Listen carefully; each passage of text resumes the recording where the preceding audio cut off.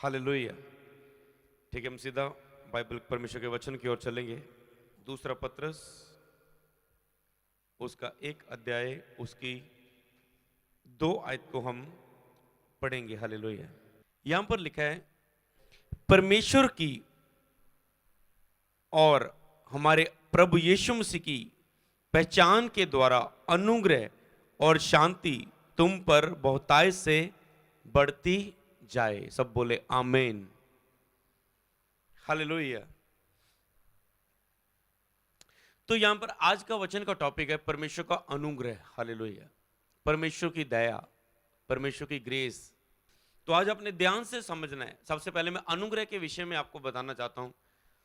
अनुग्रह वो है जो परमेश्वर हमें देता है, जो हम अपनी ओर से नहीं लेते, अपनी ताकत से नहीं लेते।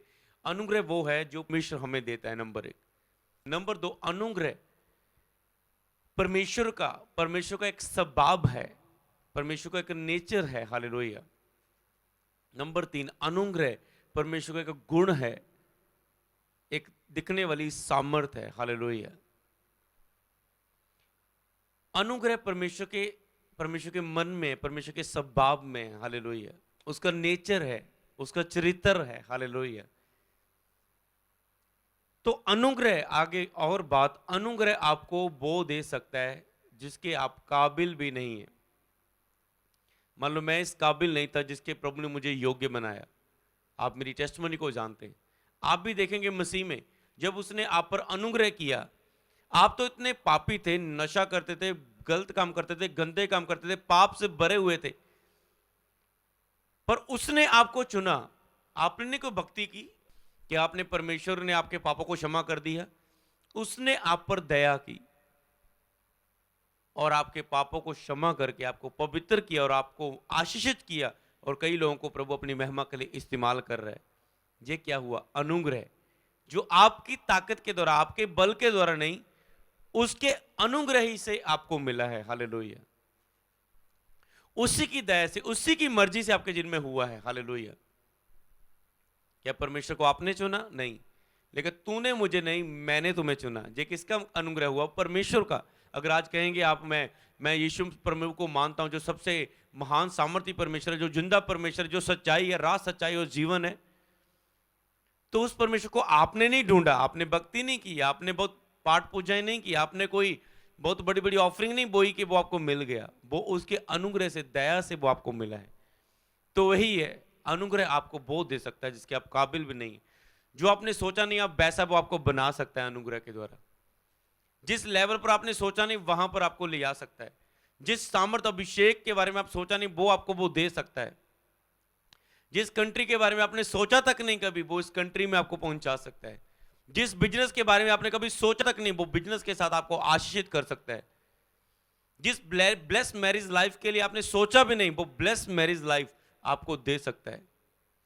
जिस स्मार्ट बेबी के बारे में आपने सोचा नहीं, वो स्मार्ट बेबी अपने अनुग्रह के धन से दे सकता है। हालेलुया।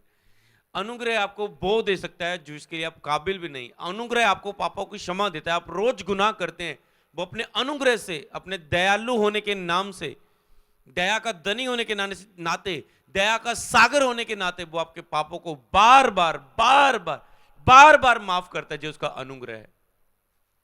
अगर वो एक एक पाप की आपको सजा दे, तूने झूठ बोला, तेरी उंगली कट जाएगी, तूने यहां पर चुगली की इसकी, अब तेरी आंख खराब हो जाएगी। क्या वो अगर एक एक पाप की वो हमें सजा देनी शुरू कर देना, तूने इसके साथ धोखा किया, अब तेरे 20,000 का, 20 लाख का, 5 लाख का तेरे साथ तेरा खराब हो जाएगा। जो बोगे सो काटोगे। कई वक्त वो धन्य है जिसका पाप क्षमा किया गया, जिसके पाप का लेखा यहोवा ना ले। कई वक्त वो आप बार बार गलतियां करते हैं, बार बार वो आपको क्षमा करते हैं। जे उसका क्या है? अनुग्रह। आप रोज गुनाह करते हैं, वो रोज बख्श देता है। आप आदत से मजबूर है, वो रहमत से मशहूर है। ये क्या है? उसका अनुग्रह है, उसकी दया है। हालेलुया। उसकी दया है जी। आप गलती पर गलती करते हैं, वो क्षमा पर क्षमा करता जा रहा है। 7 के 70 गुना वो कहता है माफ कर, वो आपको माफ करता है। ये क्या? उसका अनुग्रह है। हालेलुया। व्यवस्था पूरी पर आप चल नहीं सकते थे, उसने बिलीव करने के द्वारा, विश्वास करने के द्वारा धर्मी बनाया आपको। ये क्या है? उसका अनुग्रह है, हालेलुया, उसकी दया है, हालेलुया। कई लोगों ने कहा, पास्टर जी मैं पवित्रता में चल नहीं पा रहा हूं। मैंने कहा क्या करो? सुबह उठ के, आप पवित्रता में नहीं चल पा रहे, अनुग्रह मांगो। आप प्रेयर नहीं कर पा रहे, अनुग्रह मांगो। आप बाइबल नहीं पढ़ पा रहे, उसका अनुग्रह मांगो। आप ऑफरिंग नहीं बो पा रहे, उसका अनुग्रह मांगो। आप आशीषित नहीं हो रहे, अनुग्रह मांगो। आपको बेबी चाहिए, उसकी दया मांगो, अनुग्रह मांगो। आपकी मैरिज नहीं हो रही, उसका अनुग्रह मांगो अपने ऊपर। अपने आप से पूछो, आपने कितनी दया मांगी है उससे, क्योंकि उसने कहा मांगो तो तुम्हें दिया जाएगा। कितनी आपने अनुग्रह के भजन गाए हैं जिसमें अनुग्रह, अनुग्रहकारी प्रिय प्रभु जी, तेरी शरण में हम आते हैं। मतलब जिसमें अनुग्रह की बातें हो। तेरा अनुग्रह काफी है मेरे लिए। तो ऐसे बहुत सारे भजन हैं जो अनुग्रह से भरे हुए हैं। तो जब आपको लगता है आपकी ताकत से कुछ नहीं हो रहा है, तो प्रभु की दया मांगनी है आपने। तो जब भी आप कुछ नहीं कर पा रहे, आप अपनी बल से, अपनी ताकत से, अपनी सोच से, अपनी समझ से कुछ नहीं कर पा रहे, आपने प्रभु की दया मांगनी। प्रभु तू ही दया कर, तू ही अनुग्रह कर, मैं पवित्रता में खड़ा हो सकूं। तू ही अनुग्रह कर, मैं प्रेयर कर सकूं। हालेलुया। तो आज से जब भी आप प्रेयर, कई लोग नहीं कर पाते, तो आपने अनुग्रह मांगना है। छोटी सिर्फ 2 मिनट की प्रार्थना तो आप कर सकते हैं। सुबह उठें और कहें, प्रभु आज मुझ पर अनुग्रह कर कि मैं प्रेयर कर पाऊं, आपके वचनों पर चल पाऊं, आपकी बातों पर मन लगा सकूं, बाइबल पढ़ सकूं, पवित्रता में चल सकूं, प्रेयर कर सकूं। आज मुझ पे अनुग्रह कर। एक बात तो आप देखेंगे वो आपकी हेल्प करेगा।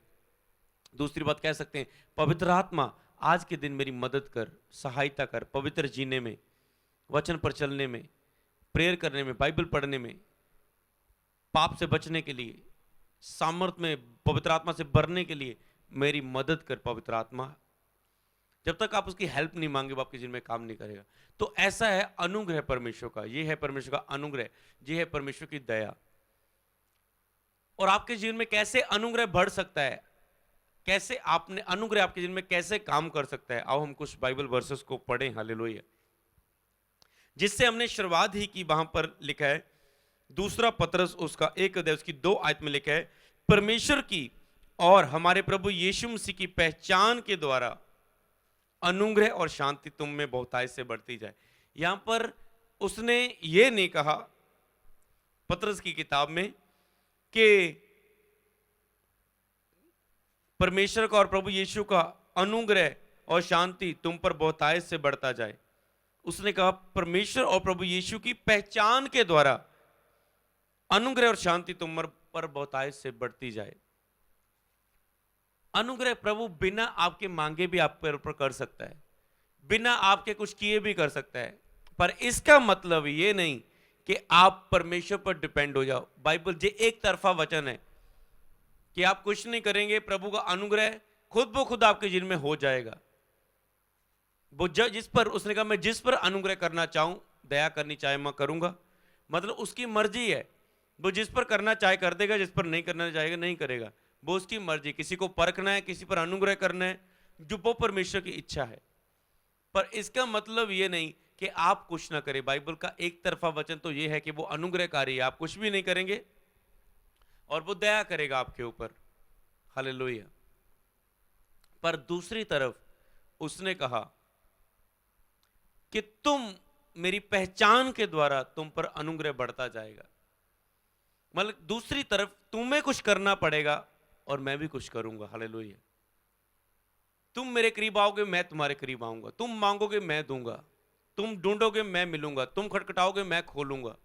हालेलुया। तो यहां पर लिखा है परमेश्वर की पहचान के द्वारा अनुग्रह तुम पर और शांति तुम में बढ़ती जाए।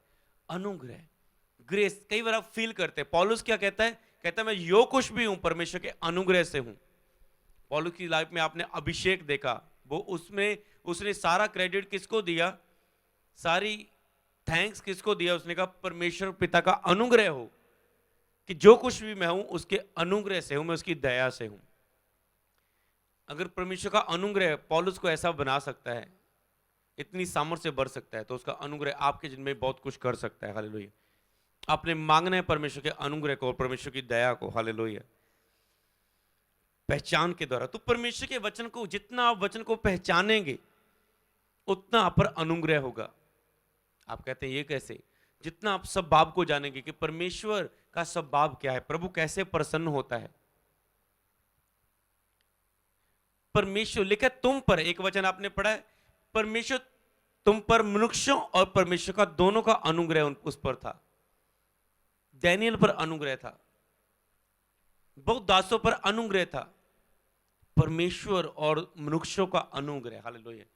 एक तो परमेश्वर आप पर दया करता है, अनुग्रह करता है, एक कोई मनुष्य आप पर अनुग्रह करता है, आप पर दया करता है। कहते तो परमेश्वर मनुष्य दोनों का अनुग्रह पाएगा। हालेलुया। तो मान लो अगर आपने परमेश्वर से अनुग्रह पाना है, बाइबल क्या बताते हैं, ध्यान से समझे कि आपको परमेश्वर को पहचानना होगा। वो बिना सब कुछ किए भी आराम से कर सकता है, पर ये कंप्लीट नहीं है। दूसरी तार को देखे तो आपको करना होगा। आप परमेश्वर की जितना पहचानेंगे, प्रभु आराधना करने से, मैंने आज प्रभु को पहचानना, प्रभु को क्या है, मैंने आज प्रार्थना में महसूस किया कि प्रभु आराधना से बहुत प्रसन्न होता है, तो मैं आज से बाद बहुत आराधना किया करूंगा। मैंने देखा प्रभु दिल से की गई प्रार्थना से प्रसन्न होता है, आज से मैं दिल से प्रार्थना किया करूंगा, मन से प्रार्थना किया करूंगा, आत्मा से भरकर प्रार्थना किया करूंगा। मैंने देखा जब मैंने परमेश्वर के राज्य में बीज बोया, परमेश्वर उससे आशीष, परमेश्वर मुझे फलवंत कर रहा है, तो आज से मैं लगातार बोने में हमेशा वफादार रहूंगा। मैंने देखा जब मैं किसी को सुसमाचार सुनाता हूं तो परमेश्वर मुझे आत्मा से भरता है, मैं अपने आप को आत्मा भरा हुआ देखता हूं। ये आपने पहचान लिया आत्मा से वो कैसे भरता है आपको। मैंने देखा जब मैं अन्य भाषा में प्रार्थना करता हूं तो परमेश्वर की सामर्थ्य मुझ में छाया करती है और मेरी लाइफ में रॉन्ग चीजें मेरे जीवन से खत्म होती है और प्रभु की योजनाएं मेरे जीवन में पूरी होती है। तो आज से मैं अन्य भाषा में प्रार्थना किया करूंगा। आपने पहचान लिया प्रभु को, आपने पहचान लिया कि जब मैं प्रभु के करीब जाता हूं तो परमेश्वर मेरे करीब आता है, सब दुख बीमारियां दूर जाती है।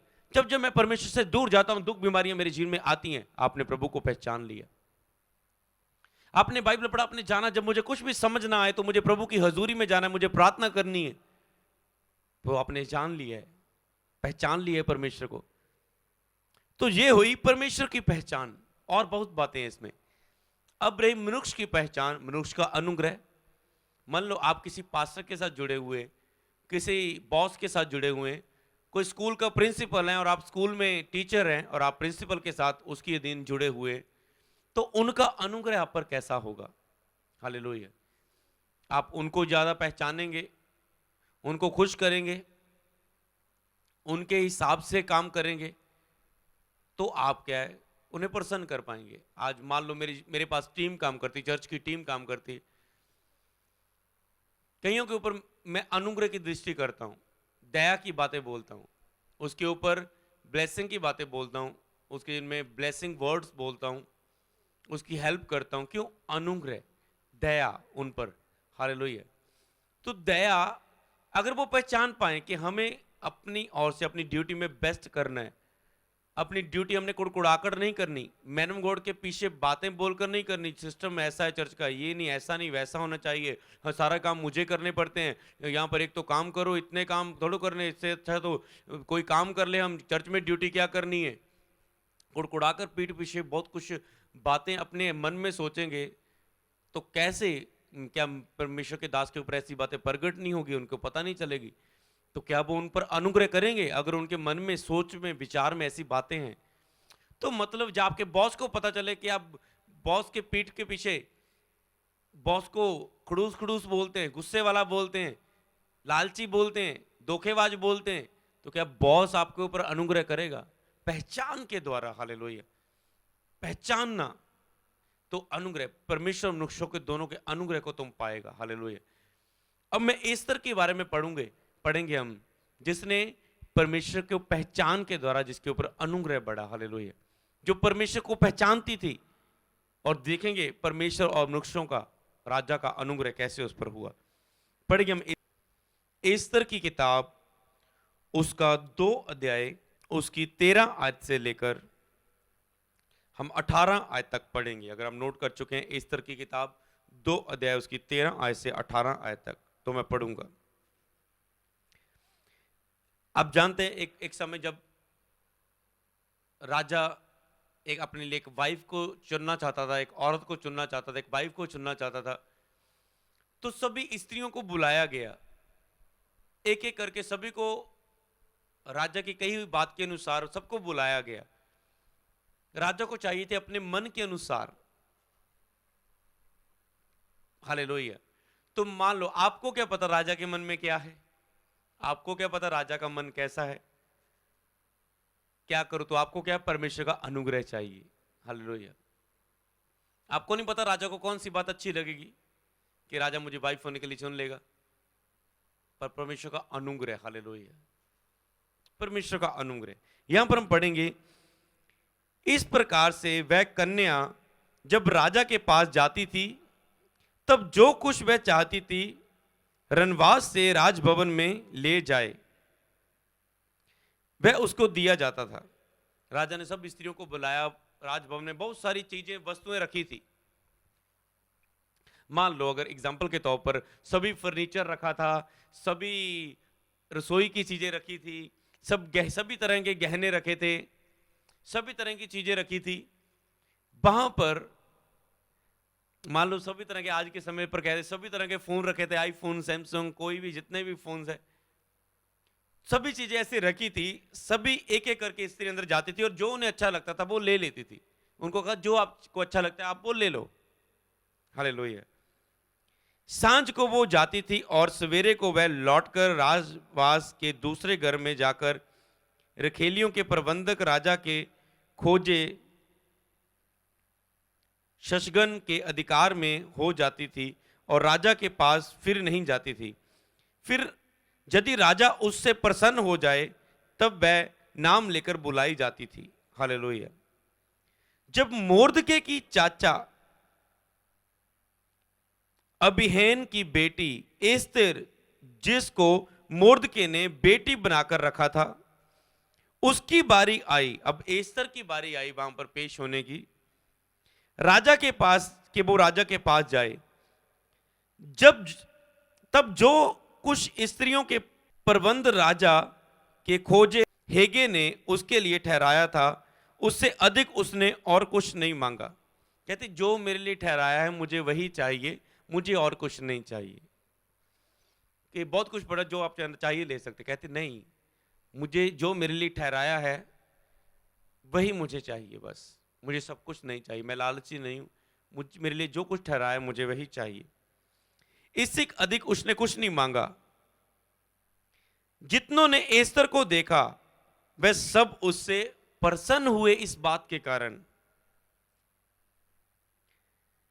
प्रसन्न हुए। 16 आयत में लिखा है, यूं एस्तर राजभवन में राजा अशय के पास उसके राज्य के 7वें वर्ष के तेबेल नामक 10वें महीने में पहुंच गई।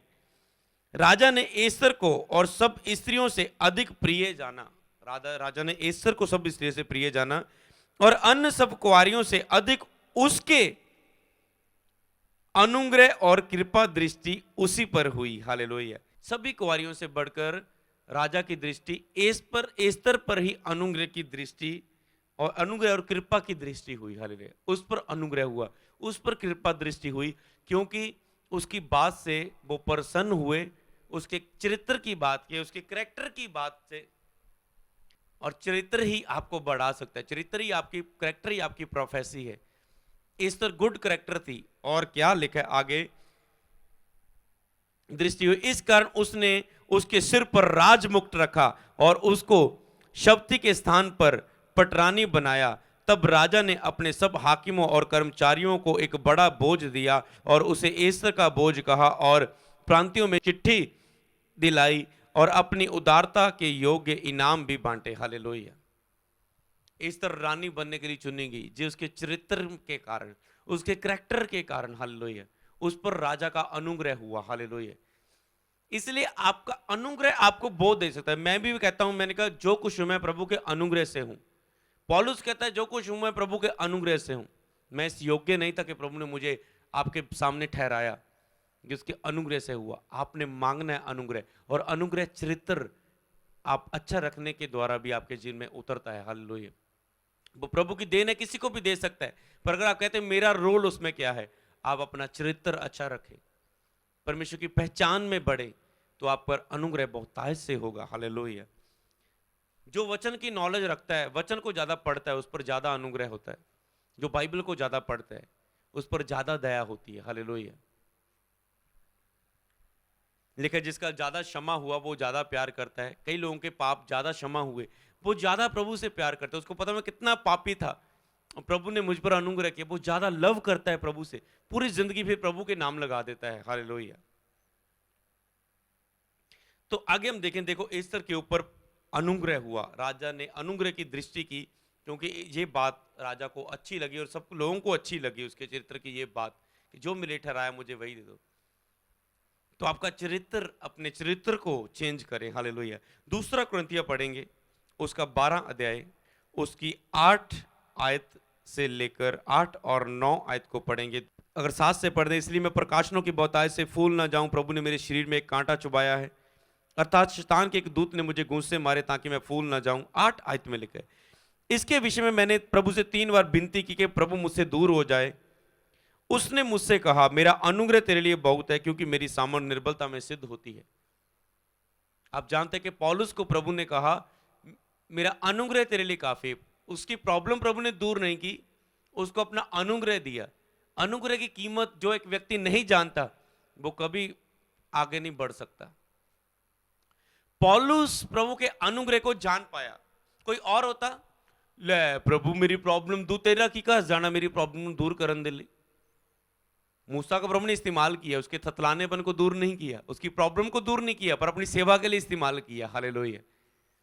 कोई और हो, प्रभु तू इतना कुछ किया, ये भी कर दे, तेरा की कस जाना परमेश्वर, अगर तू मैंने चंगा, प्रभु तू मैंने प्यार नहीं करता, तू मैंने प्यार नहीं करता, तुझे मुझसे कोई लव नहीं, तू मुझे चंगा क्यों नहीं करता? क्या तू मुझे चंगा नहीं कर सकता? तेरे सामर्थ्य में कमी आ चुकी है? नहीं। पौलुस ने जब परमेश्वर ने कहा मेरा अनुग्रह तेरे लिए काफी है, मैं इस प्रॉब्लम को दूर नहीं करूंगा, पर उसने मुझ पर कहा मेरा अनुग्रह तेरे लिए बहुत है, क्योंकि मेरी दृष्टि निर्बलता में, मेरी सामर्थ्य निर्बलता में सिद्ध होती है। इसलिए मैं बड़े आनंद से अपनी निर्बलताओं में घमंड करूंगा कि मसीह की सामर्थ्य मुझ पर छाया करती रहे। पौलुस अनुग्रह को समझ पाया, कहते ठीक है परमेश्वर, इसलिए अब मैं अपनी निर्बलताओं पर, अपने दुखों पर भी घमंड करूंगा कि तेरी सामर्थ मुझ में आती जाए, क्योंकि निर्बलताओं में उसकी सामर्थ सिद्ध होती है। कि बार बार मैं तेरी सामर्थ को अपने जीवन में देखूं, तेरे अनुग्रह को देखूं, क्योंकि वो मेरी निर्बलता में सिद्ध होती है। इस प्रकार से मैं मसीह के लिए निंदकाओं, दरिद्रों, उपद्रवों, संकटों में प्रसन्न हूं, क्योंकि जब जब मैं निर्बल होता हूं तब तब मैं बलवान होता। कहता अब मैं प्रसन्न हूं, हर दुख के कारण मैं दुखी नहीं हूं। मसीह में आने के से पहले मैं हर दुख में दुखी होता था, पर अब मुझे पता चल चुका, मुझे परमेश्वर की पहचान हो चुकी है कि अब जो मसीह में होने के कारण जो दुख आ रहे हैं, अन्य जाति में हम थे, परमेश्वर से दूर थे, दुख आ रहे थे, हम दुखी होते थे, अब मसीह में दुख आते हैं तो लिखा है क्लेशों में भी तुम घमंड करो। निर्बलताओं में उसकी सामर्थ्य सिद्ध होती है। जब जब हमारे ऊपर क्लेश आएंगे तब तब हम बलवान होंगे। जितनी हमारे ऊपर परीक्षा आएंगी उतने तो हम अगले लेवल पर जाएंगे। आप कहें मुझे 10वीं के एग्जाम देने ना पड़े, पर मैं 11वीं में हो जाऊं, हो जाएंगे? बिल्कुल भी नहीं, कभी नहीं। आप 10वीं का पढ़ाई करेंगे, एग्जाम देंगे, परीक्षा से निकलेंगे, दिन रात जागेंगे, तो ही अगली क्लास में जाएंगे। आप कहते प्रभु आने दे दुख। एक दिन मैंने कहा था कि प्रभु को जब तकलीफें, दुख आपके जीवन में ना दिखे ना, तो कहे परमेश्वर क्या भरोसा करना छोड़ दिया? क्या मुझ पर भरोसा नहीं है? आने दे तकलीफ, मैं तैयार हूं, क्योंकि तकलीफ के बाद ही अगला लेवल आएगा, प्रेशर के बाद अगला लेवल आएगा। मेरी लाइफ में बहुत सारी प्रेशर, तकलीफें आई 5 साल मसीह में, और उसके बाद सेवा करने के बाद भी, पर उस हर परीक्षा के बाद, विरोध के बाद मुझे प्रभु ने अगले लेवल के साथ ब्लेस किया। हालेलुया। हर डाउनपन के बाद अगला बेस्ट लेवल मेरे जीवन में आया, एक अगला लेवल आ गया। हालेलुया। हर सबक के बाद अगला लेवल मुझे मिला। हालेलुया। तो इसीलिए आपको समझना है, आपके दुखों में, मसीह में दुख आपके जीवन में आ रहे हैं, तो वो आपके अगले लेवल में ले जाने के लिए है। अगर आप कहते हैं ना आए मुझे दुख, तो आप खुद ठहरना चाहते हैं, आप कुछ रेवलेशन सीखना नहीं चाहते, जैसे पौलुस को रेवलेशन मिला तो वो पहचान पाया कि मेरा दुख प्रभु ने नहीं दूर किया, मेरे दुखों में ही उसकी सामर्थ्य सिद्ध होती है। जब जब मैं दुखों में जाऊंगा तब तक उसका अनुग्रह मुझ में बढ़ता जाएगा, जब जब मैं निर्बल होता हूं तब तब मैं बलवान होता हूं। एस्तर गुड चरित्र थी, गुड कैरेक्टर थी, उस पर अनुग्रह आया। अब देखिए पौलुस अनुग्रह को पहचान चुका था और वो बलवंत हुआ। अगर आप अनुग्रह को नहीं पहचानेंगे आप बलवंत नहीं, आप कमजोर पर कमजोर होते जाएंगे। उसके अनुग्रह को पहचानो। अनुग्रह पहचानना मतलब क्या है? आज लोग पता क्या कहते हैं, कई लोगों को जिनको अनुग्रह की पहचान नहीं, मैं आपको बताता हूं वो कौन से लोग, कैसे हैं, उनके शब्द कैसे। प्रभु ने उन्हें, नए नए प्रभु में आए, प्रभु ने उन्हें वीजा दिया, प्रभु ने उन्हें संकट से बचाया, प्रभु ने उन्हें एक्सीडेंट से बचाया, उनके ऊपर किसी ने झूठा केस कर दिया, प्रभु ने उससे बचाया, उसका वाइफ के साथ डिवोर्स होने जा रहा था, प्रभु ने उससे बचाया, प्रभु ने उन्हें बच्चे के साथ आशीषित किया। अब 3-4 साल हो गए, 5 साल हो गए, अमेरिका की, यूके की पीआर नहीं मिल रही, ऑस्ट्रेलिया की पीआर नहीं मिल रही, न्यूजीलैंड की पीआर नहीं मिल रही।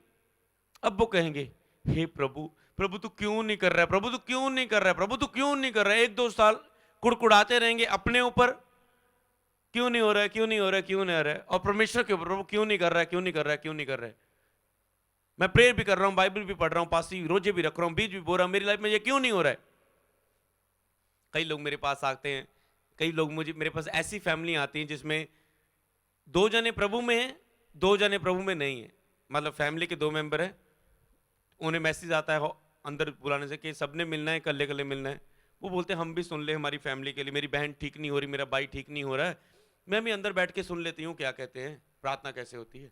वो आकर पहले तो बैठेंगे, वो ऐसे टांग पर ऐसे रखे ऐसे बैठ जाएंगे, मतलब सीरियस नहीं, पूरे ऐसे बैठेंगे, फिर पूछेंगे कैसे शब्द बोलते पता, पासो जी मेरी बहन चर्च भी आती है, मेरा भाई चर्च भी आता है, मेरे फादर जी चर्च भी आते हैं जी, इन्होंने बपतिस्मा भी लिया, फिर भी ये क्यों ठीक नहीं होते। हालेलुया। हम इसे प्रभु ठीक क्यों नहीं हुए। मैंने कहा सबसे पहले इस चीज को आपने जानना है, आप कोई चर्च आकर परमेश्वर को मानकर प्रार्थनाएं कर कर, ये प्रार्थना भी ये करती है, कोई एहसान नहीं कर रहे परमेश्वर के ऊपर। परमेश्वर ने आपको इसीलिए बनाया कि आप उसकी आराधना करें। आप 10वां हिस्सा बोल रहे हैं, वो परमेश्वर का दिया आप वापस दे रहे हैं, कोई एहसान नहीं कर रहे, आराधना कर रहे हैं, प्रभु ने इसलिए बनाया है। तो मैंने कहा चर्च आना कोई चंगियाई आज बरकत ये अलग चीज है, चर्च आना हर एक इंसान के लिए, भवन में आना जरूरी, क्योंकि प्रभु ने इसीलिए बनाया है। सोचो आप कभी चर्च नहीं गए, कल आपके ऊपर दुख आया और आप कहेंगे हे प्रभु मुझ पे दया कर, किस मुंह से जाएंगे आप। प्रभु कहते 4 साल तूने मेरे भवन में नहीं आया, कभी संडे लगातार चर्च नहीं आया, कभी तूने बीज नहीं बोया, कभी तूने प्रार्थना नहीं की, और आज दुख में मेरे पास आ रहा है, किस मुंह से आप जाएंगे परमेश्वर के पास, किस मुंह से अनुग्रह मांगे, प्रभु दया कर। मैंने कहा इसलिए चर्च जाना जरूरी है, इंपॉर्टेंट है। हालेलुया। कभी लोगों के जीवन में पर्सनल कमियां होती है, प्रभु की योजनाएं होती है, परीक्षाएं होती है, और लोग सोचते प्रभु ये तेरे पास लेकर आए, ठीक क्यों नहीं कर पाए, ठीक क्यों नहीं हुआ। हालेलुया। तो इसीलिए अनुग्रह को समझना। अब सब कुछ एक व्यक्ति के जिनमें मिल रहा है, अब पीआर नहीं हो रही, और प्रभु के सामने कह रहे पास्टर जी मैं बड़ा दुखी हूं जी, मैं तो बड़ा परेशान हूं, मैं तो हार गया जी, थक गया जी, जिंदगी का मजा नहीं, सुसाइड करने को मन करता, 10 साल हो गए, 5 साल हो गए, पीआर नहीं हो रही। अरे जो कुछ प्रभु ने तुझे इतना दिया उसके लिए धन्यवाद कर। पौलुस की लाइफ में प्रभु ने सब कुछ दिया, पर एक कांटा रख दे कि फूल ना जाए वो। हालेलुया। यह है परमेश्वर का अनुग्रह और दया। रोमियो की किताब पढ़ेंगे हम, उसका 3 अध्याय, प्रेरितों के काम के बाद आएगा रोमियो की किताब, उसका 3 अध्याय, उसकी 20 आयत से लेकर हम 24 आयत तक हम पढ़ेंगे। रोमियो की किताब पढ़ेंगे 3 अध्याय 20 आयत से लेकर 24 आयत तक। क्योंकि व्यवस्था के कामों से कोई प्राणी, 20 आयत में लिखा है, रोमियो 3 की 20 में लिखा है, क्योंकि व्यवस्था के कामों से कोई प्राणी उसके सामने धर्मी नहीं ठहरेगा। व्यवस्था के कामों से कोई प्राणी उसके सामने धर्मी नहीं ठहरेगा। बाइबल बताती है कि जो आपके ऊपर बाइबल है, व्यवस्था है, इसके हिसाब से कोई इस पर पूरी तरह से नहीं चल सकता। क्या आपको लगता है आप पूरी तरह से चल रहे हैं बाइबल के वचनों पर? कोई भी नहीं चल सकता पूरी तरह से, क्योंकि व्यवस्था के कामों से कोई प्राणी उसके सामने धर्मी नहीं ठहरेगा। जैसे व्यवस्था में प्रभु ने काम बताए हैं, ये ना करना, ये ना करना, ये ना करना, ऐसा ना करना, आज्ञा 400 आज्ञा, 451वीं आज्ञा, 500वीं आज्ञा, 600 आज्ञा, ऐसे प्रभु की आज्ञा से भरी हुई है बाइबल। कौन व्यवस्था के सामने धर्मी टिक पाएगा? इतनी आज्ञाओं, इतने दोष है, व्यवस्था हम पर दोष लगाती है, कैसे उस दोष से बच सकेंगे? इसलिए कि व्यवस्था के द्वारा पाप की पहचान होती है। तो ये व्यवस्था किस लिए थी? आपको पहचान करने के लिए। जब आप मसीह में आए, आपको वचन चर्च में प्रचार मिला, आपने बाइबल पढ़नी शुरू की, तो आपको पाप की पहचान हुई कि पाप क्या है। पाप क्या है? मेरे जीवन में जे पाप है। आपको पता है गाली निकालना पाप है, नशा करना पाप है, बुरी दृष्टि स्त्री पर डालना पाप है, बुरा सुनना पाप है, गंदी बातें गाली बोलना पाप है, किसी की निंदा करना पाप है, चोरी करना पाप है, जुनाह करना पाप है, गाली निकालना, खून करना पाप है, व्यभिचार करना, कत्ल करना, सब ये पाप है, मूर्ति पूजा करना पाप है। आपको पाप की पहचान करवाई इस व्यवस्था ने। आगे पढ़ेंगे अनुग्रह का वचन। परंतु 21 में लिखा है, परंतु जब व्यवस्था से अलग परमेश्वर की वह धार्मिकता प्रगट हुई जिसकी गवाही व्यवस्था और भविष्यवक्ता देते हैं, अर्थात परमेश्वर की वह धार्मिकता जो यीशु मसीह पर विश्वास करने से सब विश्वास करने वालों के लिए है, क्योंकि कुछ भेद नहीं। 23 आयत में लिखा है, इसलिए कि सब ने पाप किया, परमेश्वर की महिमा से रहित है। 24 आयत ध्यान से सुने, परंतु उसके अनुग्रह से छुटकारे के द्वारा जो मसीह यीशु में है सेंत मेंत धर्मी ठहराए जाते हैं। हालेलुया। कि ये परंतु उसके अनुग्रह के द्वारा छुटकारा, हमारा जो इन पापों से छुटकारा हुआ वो हमारी धार्मिकता के कारण, हमारे कर्मों के कारण नहीं, उसके अनुग्रह के कारण ही छुटकारा हुआ। सोचो, उसका अनुग्रह, सबसे बड़ी चीज मसीह में हमारे लिए कीमती क्या है? हमारा उद्धार। और कोई पूछे आपकी चंगाई, आशीष, बरकत क्या है, मसा, अनॉइंटिंग पावर, सबसे ज्यादा कीमती क्या है? आप बोलेंगे मैं सब चीजें खो दूंगा पर मैं उद्धार को नहीं खोना चाहता। तो मसीह में आपके लिए सबसे ज्यादा कीमती क्या चीज है? स्वर्ग जाना, उद्धार को प्राप्त करना, पापों से उद्धार, स्वर्ग राज्य का अधिकारी होना, सबसे मसीह में कीमती चीज। अभिषेक से भी कीमती, सामर्थ से भी कीमती परमेश्वर का उद्धार। हालेलुया। लेकिन सारे जगत को प्राप्त कर लूं, मेरी आत्मा ही नरक जाए तो क्या लाभ? तो उद्धार कैसे मिलता है? मिला है उसके अनुग्रह ही से, तो हमें उद्धार मिला है। उसके अनुग्रह में कितनी पावर है। और आपने अपनी प्रार्थना में आज की बात ज्यादा से ज्यादा अनुग्रह मांगना है परमेश्वर का। हम व्यवस्था पर चल नहीं सकते थे, पर यीशु के ऊपर बिलीव करने के द्वारा जब हमने पता चला हम पापी हैं, हमें पाप की पहचान हुई बाइबल पढ़ के, फिर हमें चर्च आकर वर्शिप करके वचन सुन के हमें पता चला यीशु मसीह है जो हमारे पापों के लिए मर गया। हमें उसके यीशु के नाम पर विश्वास करने की जरूरत है, तो हमारे सब पाप खत्म हो जाएंगे। बपतिस्मा लेने के द्वारा हम नया जीवन प्राप्त करेंगे और विश्वास करने के द्वारा हम धर्मी ठहराए जाएंगे। तो आपने यीशु पर बिलीव किया, पापों की तौबा की, बपतिस्मा लेगी, अब आप पापी नहीं, अब आप धर्मी हो चुके हैं और धर्मी परमेश्वर के राज्य में प्रवेश करेंगे। लेकिन धर्मी जन परमेश्वर के राज्य में प्रवेश करेगा तो किसके द्वारा हुआ? अनुग्रह के द्वारा आप स्वर्ग राज्य के अधिकारी हुए। जी आपकी ताकत के द्वारा नहीं, कि आप ये नहीं कहेंगे मैंने एक लात पर खड़े होकर 10 घंटे भक्ति की, मैंने यीशु को पा लिया, मैंने इतनी दिन सफर किया नंगे पैरी, मैंने परमेश्वर को पा लिया, मैंने ऊंटा लड़कर राख में गाड़ कर अपने आप को रब को पा लिया। तो ये तो बंदा अपने ऊपर घमंड करेगा, मैंने पाया रब को, मैंने। और ये तो प्रभु नहीं चाहता कि आप घमंड करें, क्योंकि शैतान ने घमंड किया और उसे गिरा दिया गया। लेकिन गिरने से पहले घमंड आता है, इसीलिए प्रभु ने अपनी दया से सब कुछ किया। तो आपने यही कहना है ये सब कुछ प्रभु की दया से हुआ है, मैंने नहीं किया, मैं तो जी बड़ी मेहनत मारी है जी, मैं ब्लेस हो गया, उसने मुझ पर अनुग्रह किया कि मैं मेहनत कर पाया और मैं आज ब्लेस हूं। हालेलुया। सब कुछ परमेश्वर को महिमा दे, उसके अनुग्रह ही से सब कुछ हुआ है। हालेलुया। अनुग्रह से हमारा उद्धार हुआ, यीशु पर बिलीव करने के द्वारा हमें अनुग्रह मिला। हालेलुया। और हम जब पहला यूहन्ना उसकी 1:14 पढ़ते, लिखा है वचन देतारी हुआ और अनुग्रह और सच्चाई से हमारे बीच में परिपूर्ण होकर हम पर वास किया। हमारे बीच में वचन कैसे वास किया? अनुग्रह से भरकर हमारे बीच में वचन पर वास किया। हालेलुया। यूहन्ना 1:14 में लिखा है। रोमियो की किताब पढ़ेंगे, उसका 1 अध्याय, उसकी 5 और 6 आयत। रोमियो उसका 1 अध्याय, उसकी 5 और 6 आयत।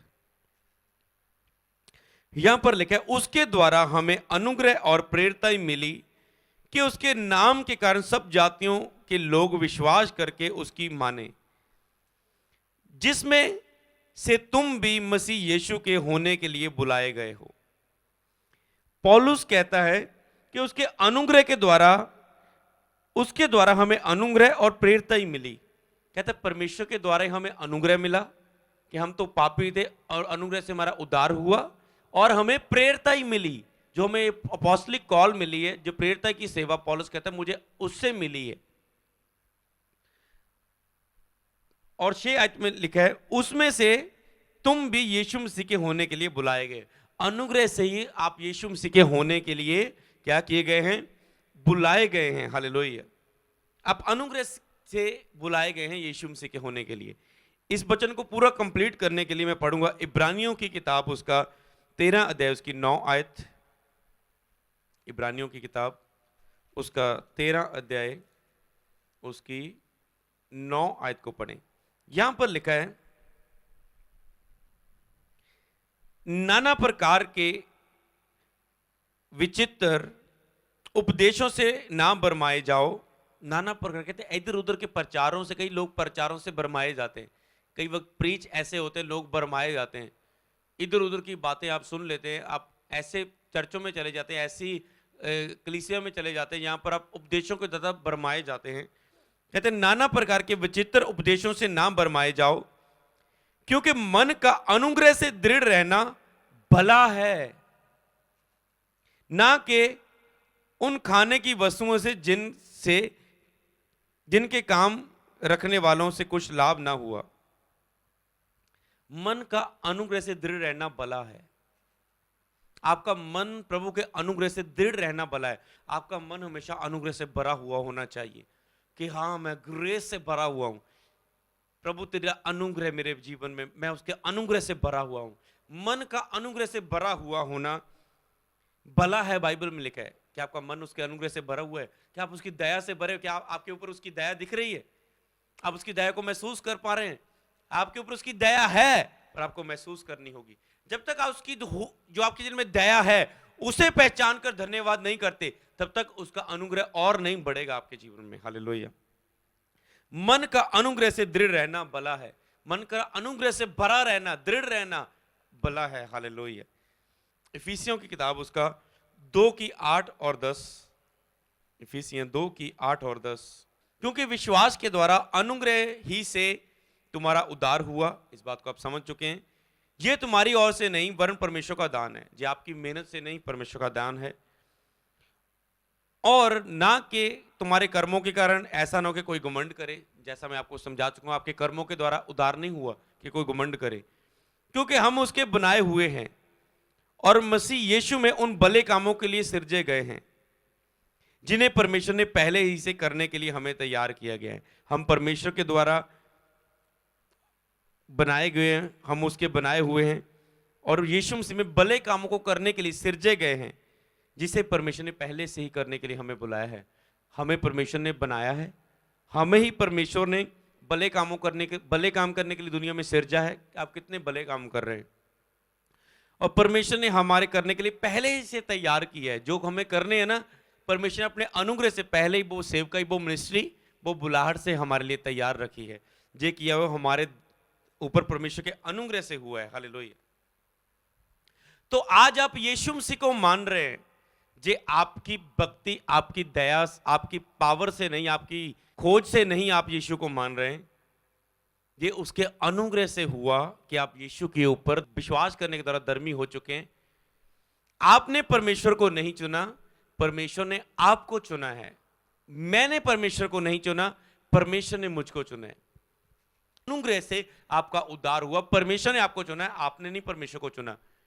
आपने नहीं भक्ति की, आपने नहीं कोई खोज की, परमेश्वर ने आपको चुना है। परमेश्वर की दया से हुआ जो भी आपका जो उद्धार हुआ है। हालेलुया। स्तिफनुस के बारे में पढ़ेंगे, प्रेरितों के काम उसका 6 अध्याय पढ़ेंगे, उसकी 8 आयत और 10 आयत को हम पढ़ेंगे। हालेलुया। 8 और 10 से पहले हम पढ़ेंगे, अगर मैं देखूं यहां पर 2 आयत को पढ़ूं, प्रेरित तो 6 की 2। तब उन 12 ने चेलों की मंडली को अपने पास बुलाकर कहा, यह ठीक नहीं कि हम परमेश्वर का वचन छोड़कर खिलाने पिलाने की सेवा में लगे रहे। जब सेवकाई बढ़ गई चेलों की, लोग भीड़ बढ़ गई और वो खाने के इंतजाम करने शुरू कर चुके, तो उन्होंने सोचा हम कुछ आत्मा से भरे हुए व्यक्ति को चुनेंगे जो खाने की सेवा संभालेंगे। ध्यान से समझे। इसलिए कि वह भाई अपने में से 7 सुनाम पुरुषों को जो पवित्र आत्मा से और बुद्धि से परिपूर्ण हो चुन ले कि उनमें उन्हें इस काम पर ठहरा दे। परंतु हम तो प्रार्थना और वचन की सेवा में लगे रहे। कहते हम अच्छे 7 व्यक्तियों को चुने और हम तो वचन की प्रचार में सेवा में लगे रहे।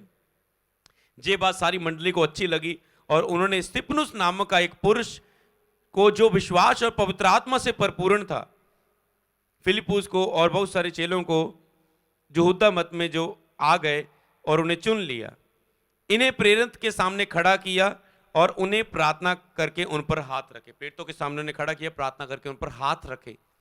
स्तिफनुस को चुना गया किसके? चर्च के कुछ खाने पिलाने के ड्यूटी को, जो पवित्र आत्मा से और विश्वास से भरे हुए थे, उन्हें चुनने के लिए। कई लोग चर्च में वॉलंटियर बनना चाहते, ड्यूटी लेना चाहते, उसके लिए आपको क्या चाहिए? पवित्र आत्मा से भरे हुआ, विश्वास से भरे हुए, सहनशीलता आपके अंदर प्रभु के गुणों से भरे हुए होना चाहिए, ताकि आप प्रभु के कामों को कर सकें। और उन्हें प्रेरित के सामने खड़ा किया कि उन्हें प्रार्थना करके उन पर हाथ रखे। परमेश्वर का वचन फैलता गया और यरूशलेम के चेलों की गिनती बहुत बढ़ती गई और जाजकों का एक बड़ा समाज इस मत को मानने वाला हो गया। अब 8 आयत में, एक आयत बीती, कुछ समय बीता और आगे देखे वही स्तिफनुस जो खाने के लिए चुना गया था, एक ड्यूटी के लिए चुना गया था और उस ड्यूटी में वफादार रहा। 8 आयत में, स्तिफनुस अनुग्रह और सामर्थ से परिपूर्ण होकर लोगों में बड़े बड़े अद्भुत काम और चिन्ह दिखाया करता था। आगे जाके स्तिफनुस सामर्थ से, अनुग्रह का किसकी बात आई? अनुग्रह और सामर्थ से परिपूर्ण हो गया, अनुग्रह से भरा हुआ था, उसके ऊपर परमेश्वर की ग्रेस थी, अनुग्रह था। हालेलुया। सीधा हम 10 आयत को पढ़ें।